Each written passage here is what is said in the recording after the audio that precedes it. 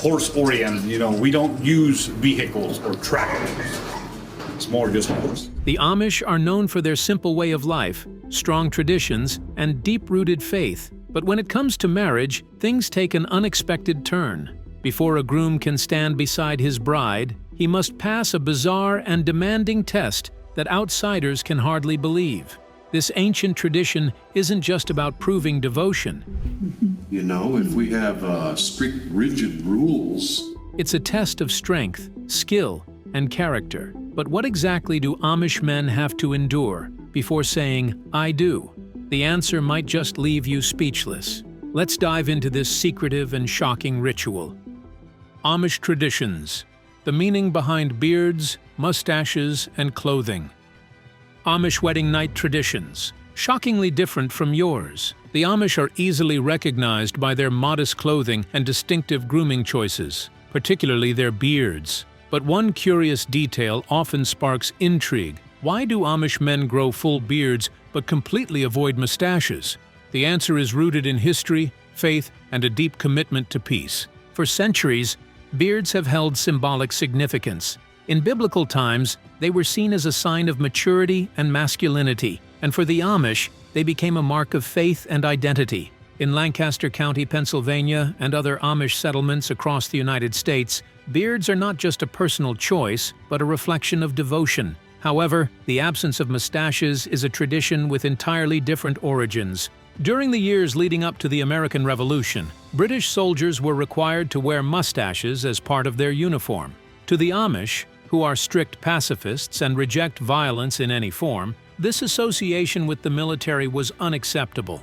Choosing to distance themselves from anything linked to war, they adopted the practice of growing beards while keeping their upper lips clean-shaven, a tradition that remains unbroken to this day. Beyond facial hair, Amish clothing also reflects their commitment to simplicity, humility, and unity. Men wear solid-colored shirts, broad-brimmed hats, and traditional suits that emphasize uniformity rather than individuality. Their beards are not only symbols of adulthood, but also marital status, as unmarried men remain clean-shaven until they wed. Women follow equally structured guidelines, which are outlined in the Ordnung, the unwritten but strictly followed set of Amish laws. Their dresses, always calf-length, come in muted colors and are worn with bonnets and aprons. The head coverings are particularly significant as they serve as visible representations of faith and obedience. A woman's marital status can be identified by the color of her bonnet. Single women wear black, while married women wear white. Unlike in mainstream society, Amish women do not wear jewelry, including wedding rings, as such adornments are believed to encourage pride and vanity. Every article of clothing is hand-sewn, and the way garments are fastened depends on whether an Amish person belongs to the Old Order or New Order. The Old Order, the more conservative group, avoids buttons, considering them too decorative. Instead, they use the hook-and-eye method or metal snaps to fasten clothing. The New Order Amish, who embrace slight modernizations, allow the use of buttons for practicality. But what secret tradition determines Amish leadership, and why do some reject buttons while others embrace them? Stay tuned to uncover the mystery. Amish minister. Selection. A lifelong commitment. Amish. Wedding night. Traditions, shockingly different from yours. The Amish have a unique way of choosing their spiritual leaders, one that is deeply rooted in tradition, faith, and community responsibility. Unlike other Christian denominations where ministers attend seminaries or feel a divine calling to preach, the Amish select their ministers through a process of chance, believing that God's will is revealed through the drawing of lots. Each Amish district typically has 2 or 3 ministers, a deacon, and a bishop who oversees multiple districts. Ministers are not appointed based on personal ambition or theological training, but are instead chosen from among the married men in the congregation. This selection process is considered one of the most emotional and sacred moments in Amish religious life. The need for a new minister arises when a district grows too large and must divide, or when a minister passes away. When this happens, an announcement is made at least 2 weeks before a communion service, allowing the congregation time for prayer and reflection. Unlike in many other religious communities, there is no campaigning, discussion, or self-nomination. no one expresses a desire for the position. The decision is left entirely in God's hands. After the communion service, the congregation votes, and any man who receives at least 3 nominations becomes a candidate. These candidates each select a hymnal, and inside one of them, a slip of paper with a verse written on it has been placed. The man who finds this slip is believed to have been chosen by God to serve as a minister. This method ensures that no individual can influence the outcome, reinforcing the Amish belief in divine providence. Becoming a minister is not seen as a privilege or status symbol, but as a solemn duty. Ministers serve for life without receiving a salary, balancing their religious responsibilities with daily work in farming, craftsmanship, or business. A young Amish man cannot be baptized into the faith unless he accepts the possibility of being chosen for this lifelong commitment. This practice reflects the Amish emphasis on humility, obedience, and community. Leadership is not about personal ambition, but about serving God and the people, ensuring that faith remains at the heart of Amish life. A solemn farewell. Amish funeral traditions. Amish wedding night traditions. Shockingly different from yours. When an Amish person passes away, the entire community unites to offer comfort and support to the grieving family. Unlike the elaborate ceremonies seen in many modern societies, Amish funerals are simple, deeply respectful, and centered on faith, reflecting their commitment to humility and tradition. While funeral customs can vary slightly between settlements, Lancaster County, Pennsylvania, follows a distinct process that has been preserved for generations. The body of the deceased is typically taken to a local funeral director who understands Amish customs. However, before the undertaker arrives, close family members may take part in washing the body, a symbolic act of care and respect. The undertaker embarks on the embalming process but does not apply cosmetics or makeup, ensuring the deceased appears natural. The body is then dressed in plain white clothing, with family members of the same sex handling this responsibility. For men, this attire includes white pants, a vest, and a shirt, while women are clothed in a white dress, cape, and apron, oftentimes the very same apron and cape worn on their wedding day. The deceased is placed in a distinctive 6-sided wooden coffin, handcrafted with simple materials provided by the Amish community. The coffin has hinged panels that allow mourners to view the face of the departed during visitation. Once prepared, the body is returned to the family's home, where friends, neighbors, and members of the church district gather to pay their respects. News of the passing spreads quickly throughout the community, and an obituary is published in the local newspaper. In the days leading up to the funeral, visitors dressed in black sit quietly in designated rooms, offering condolences and viewing the body. A white sheet or cloth is gently lifted to reveal the face of the deceased, allowing loved ones to bid farewell in a personal and intimate manner. 3 days after the passing, the funeral service takes place within the home. Unlike many religious ceremonies that focus on eulogizing the deceased, Amish ministers refrain from personal tributes. Instead, their sermons emphasize the story of creation, reinforcing the belief in God's greater plan. Once the service concludes, the body is placed in a horse-drawn hearse, a simple enclosed carriage, before beginning its journey to the cemetery. A long procession of buggies follows, each marked with a number in chalk to maintain order along the solemn route. Lancaster County is home to approximately 20 Amish cemeteries, where gravestones remain modest, inscribed with only the name, birth date, death date, and exact age in years, months, and days. While older headstones may bear German inscriptions, more recent ones are written in English. At the burial site, the grave has already been prepared. There are no hymns sung, but a minister or bishop may read aloud a traditional hymn, while the pallbearers carefully lower the coffin and fill the grave. The Lord's Prayer is then recited silently. Some attendees return to the family home afterward for a simple meal, continuing the tradition of community and support in times of loss. But what unusual system do the Amish use to avoid name mix-ups? And how did it lead to some amusing nicknames? Stay tuned. Unusual nicknames and time-honored transportation. The wedding night is usually special, but not in Amish traditions. Here's why. The Amish have a long-standing tradition of using unique and often amusing nicknames, a practice born out of necessity rather than humor. Since they are not allowed to marry outside their faith and typically name children after family members, Amish communities often end up with multiple individuals sharing the same name. It's not uncommon to find several Johns or multiple Marys in a single town. To prevent confusion, nicknames have become a crucial part of daily life. One common method of distinguishing individuals is by adding the name of their father, such as John, son of Samuel. However, when a child is named after their father, this system falls short, leading to creative alternatives like Big John for an elder and Little John for a younger one. But in cases where even that isn't enough, names can evolve into humorous variations like Double John or Red-Haired Mary. While these nicknames may sound lighthearted, they serve a very practical purpose in tightly knit communities where calling a name in public could otherwise cause half the town to turn around. Equally iconic in Amish culture is their choice of transportation.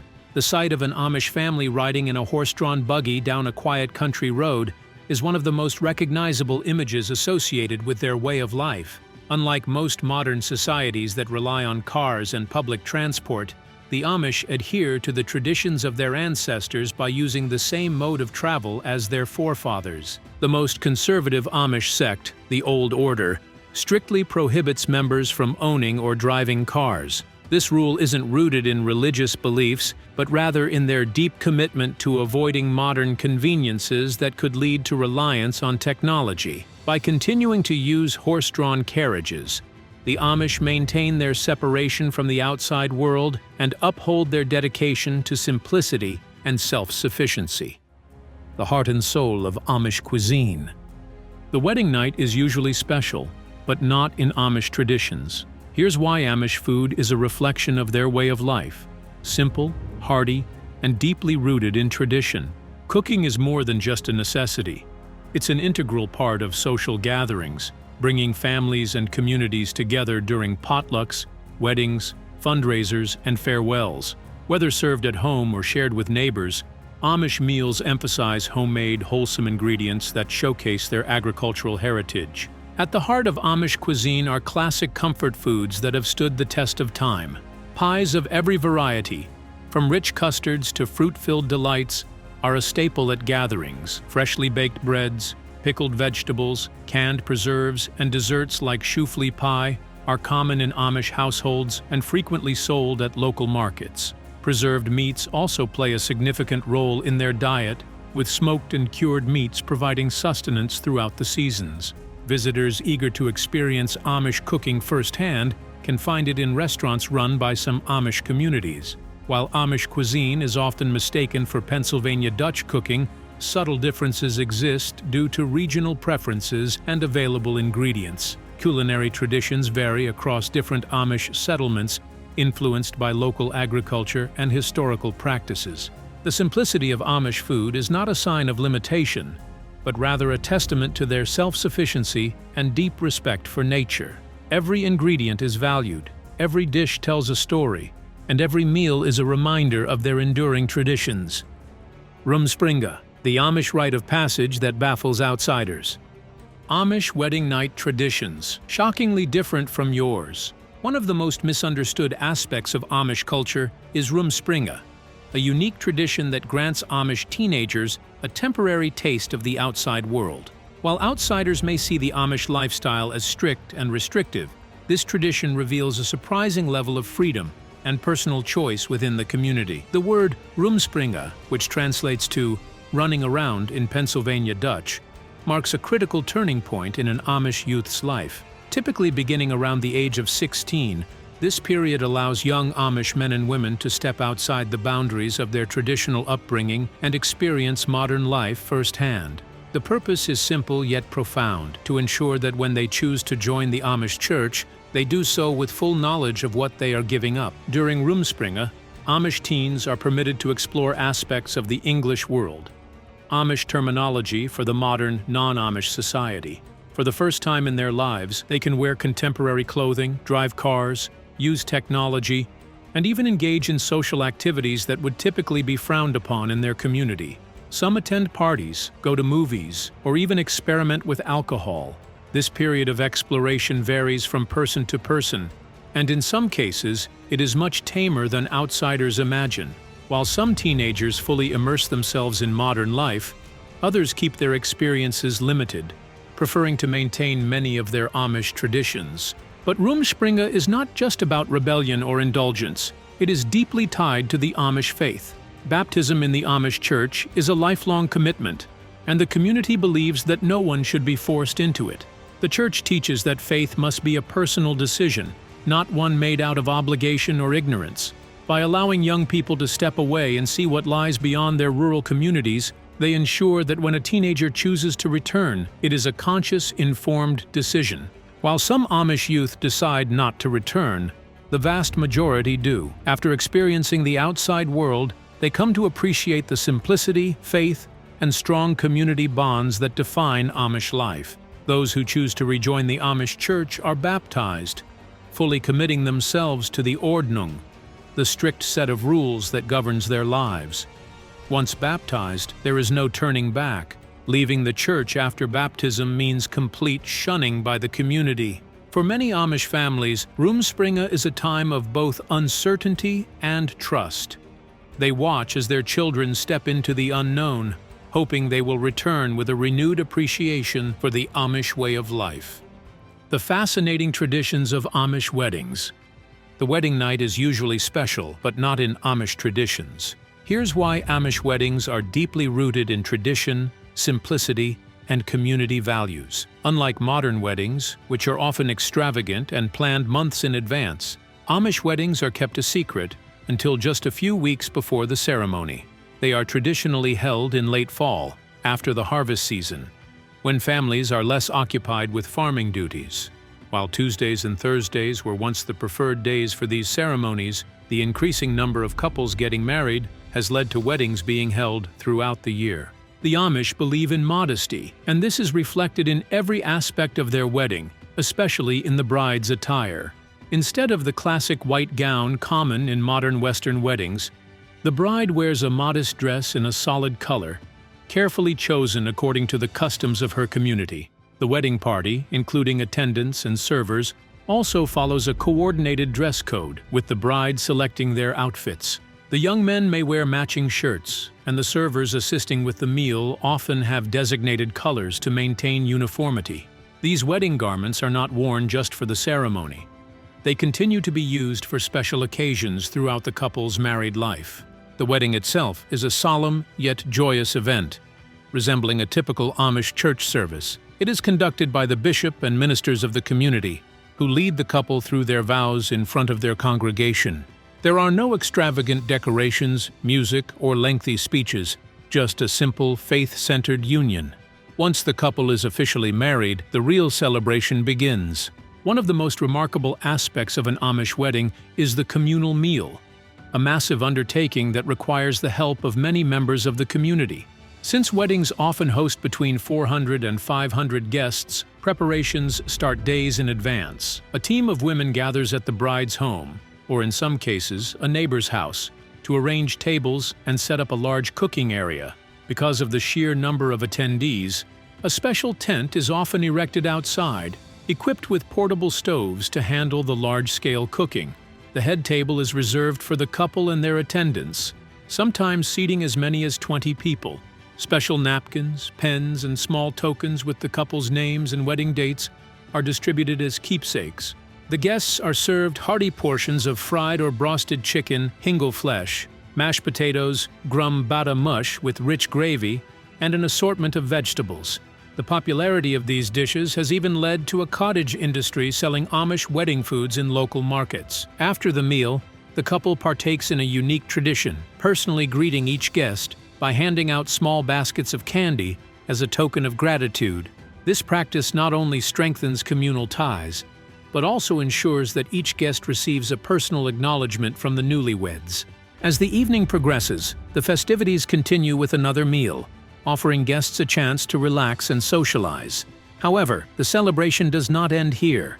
Amish weddings carry on with customs that are both humorous and heartwarming, as friends and family ensure the newlyweds' first days together are unforgettable. But what unusual and controversial wedding tradition do the Amish still practice?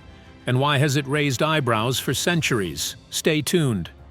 the Amish courtship and wedding night traditions that will leave you speechless. The wedding night is usually special, but not in Amish traditions.